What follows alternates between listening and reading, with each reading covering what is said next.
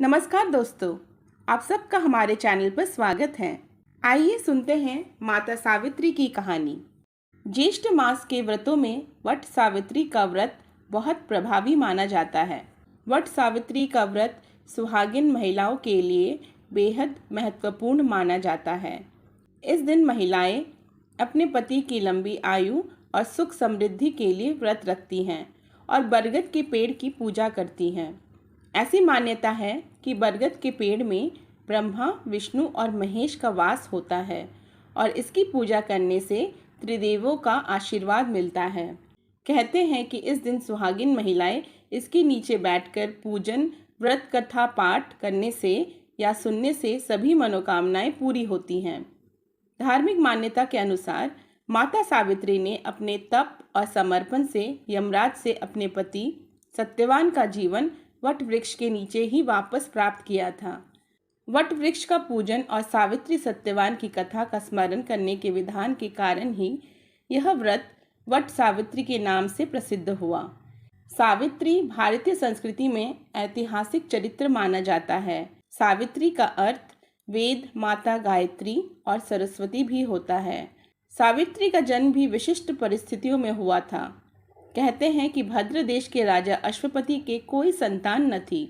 उन्होंने संतान की प्राप्ति के लिए मंत्रोच्चारण के साथ प्रतिदिन 1 लाख आहुतियाँ दी। 18 वर्षों तक यह क्रम जारी रहा।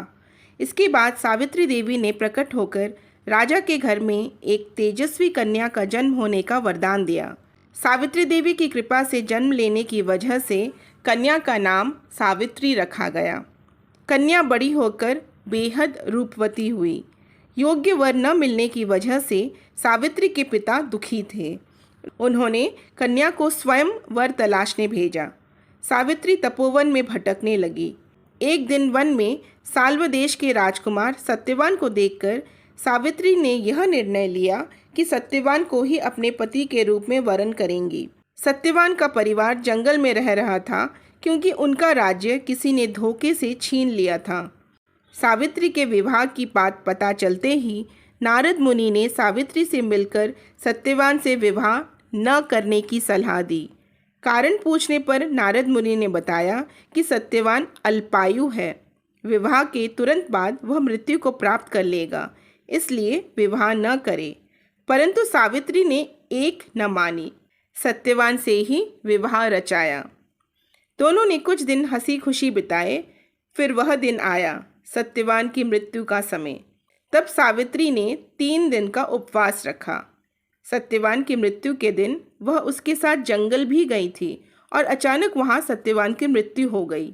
यमराज सत्यवान की आत्मा को लेकर चलने लगे तो सावित्री भी उनके पीछे पीछे चलने लगी। उनकी भक्ति और निष्ठा से प्रभावित होकर यमराज ने उनसे वरदान मांगने को कहा।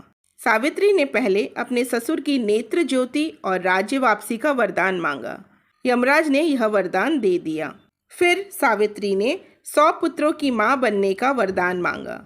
यमराज ने यह वरदान भी दे दिया।